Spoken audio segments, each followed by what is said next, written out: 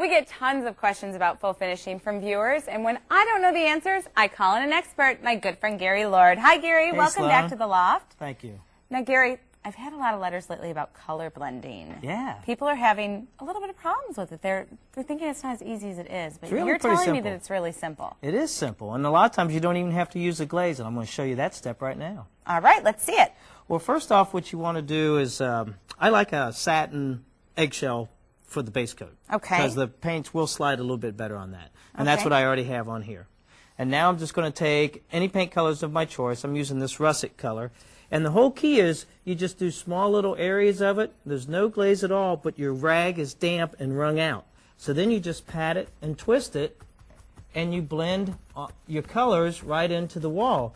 And what you look for is a value difference of 1, 2, and 3 colors, where it's a little lighter in some areas and it's slightly darker in other areas. Okay. And by doing this, now you can see a lot of times people worry about lap lines. Well, this is already dry because there's not much there. So I'll come right back in again with that slightly damp rag and push that glaze right back in to those other areas, and you can't even see where those transitions take place at. So in reality, if I had to stop in the middle of this to tend to my daughter for, a couple of minutes, it's not going to kill me and kill my whole finish. No, not at all. Because I've done finishes before, Gary, where it's like, you cannot stop. I mean, That's right. does not matter. You are not getting out of there. You'd have to go from corner to corner on a lot of things, but on this particular finish, you don't. Now, to even add more to this, because you could leave this alone. Right. But I think it's beautiful like that. we're going to do more layers. Now, you would take this orange color or whatever color around your whole room. Then when that's dry, which is pretty quick, you come back in with your next color, and I'm going to take this green color to do that. And I model and pat in the green right over top of that orange. And a lot of times I sort of look for a balance of where my orange color might have been light. I'm going to add a little bit more of the dark green into those areas to balance out my composition. And again, just push it out and soften those areas as you go. And This almost reminds me of like a copper. I think it's kind of the colors that do that. Yeah, it's really a cool thing. The next step, I think, even does that a little bit more so. Now, this you can see is dry. So I've gone around the whole space with that. Now I'm going to mix up a glaze where I have a darker, like burnt umber color or a dark brown color with a little bit of an orange to it. And I'm going to take this on, and I'm going to brush it over the whole thing, and it's going to harmonize it and set the colors back a little bit. Okay.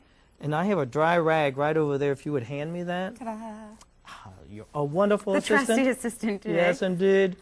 So you can, now this one you would roll on to your whole surface. Okay. Or you could do it, apply it just like we did the first time. But as you see here, I want 100% coverage. And now I take the rag or cheesecloth or whatever, and I slightly soften this area down, and you can see it creates just a real nice, soft, aged patina look to the whole finish. That's beautiful. But when you said or whatever, we do want to use something that's absorbent, right? We don't want to use like a plastic bag because we're actually going to Don't want a plastic bag, right. Okay. I like cheesecloth. I like terry cloth rags work good. Turkish towels would work good for this treatment. You could also use percale cotton sheeting, any of those sort of things. But you're right, plastic is just going to disperse it and not lift it off of the surface. Right, and we're actually lifting some up. Right, and we are lifting that off, as you can see. And again, you can't really see my transition areas from one area to the other. I was just going to say, so now, is this the same as the last process where we can stop if we need to stop? Yeah. Okay. In a way, you could. You could start and stop. And this is what it looks like when it's totally done. Wow, that's beautiful. Right, so you could. So it really has a really nice sort of leathery feel to the walls, or suede sort of a look. That's beautiful. That's really great. Now, if my viewers aren't convinced that you're the expert yet, Gary, on full finishing, for those of them that this is their first time seeing you, Gary, how long have you been doing the full finishing? 28 years. 28 years. So I think that he's definitely qualifies for an expert more than me. Well, I have another way that you can color blend. Now, this one, I do use cream with my color. Okay. And I'm using 100% acrylics for my color. So you can use any manufacturers of 100% acrylic mixed into it. Now, this was household paint on the first one. Right. This is acrylics with a glazing medium. Now, this one, you can do the same deal. You can work in and out of themselves, and it's sort of a positive application, so it really doesn't matter as well where I start and stop on the wall. Okay. You know, so that's another one of those benefits. A lot of people get worried about, oh, I can't start and stop, and I don't have enough time to do that room. Well, this one, as long as you soften out your edges, or some people call it vignette. This could become like my nap time project. When Logan's taking her nap, I could just each day go in and work on it. Absolutely. You can do one wall at a day. Right. Right. Actually, though, it's so quick. Let's hope it doesn't take me that long.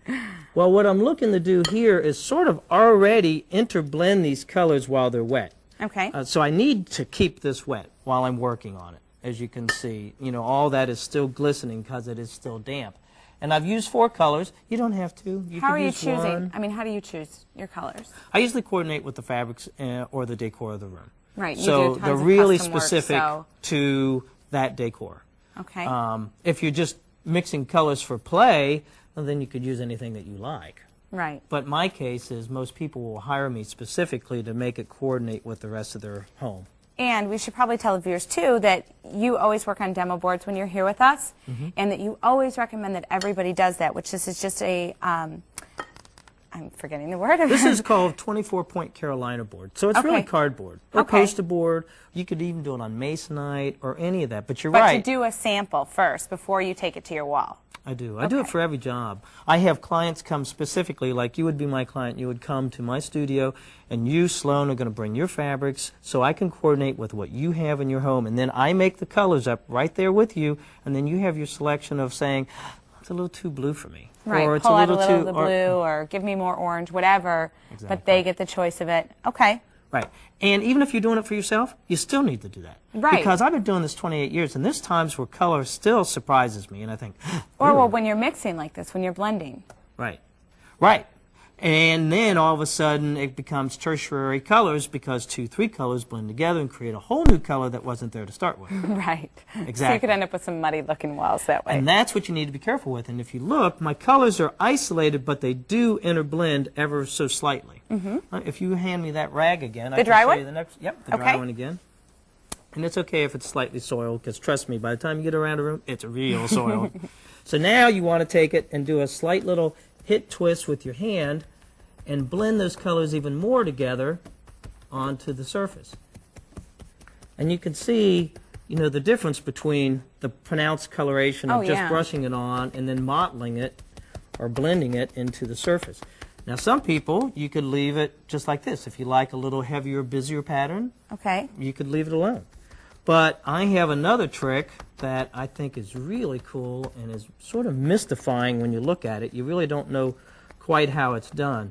And what you want to do now is you take a soft blending brush, like a Badger brush or anything that's a soft bristled brush, and you Just lightly. lightly Brush. brush over the surface, and you can see how that sort of embeds that whole look to the finish Wow. itself. So now it looks like it's embedded into the surface versus Being laying on on top. And again, I have to obviously do this when it's wet. So if Okay. I am working in sections, I have to do all these steps at once and then come back into it, you know, fade back into Right. it.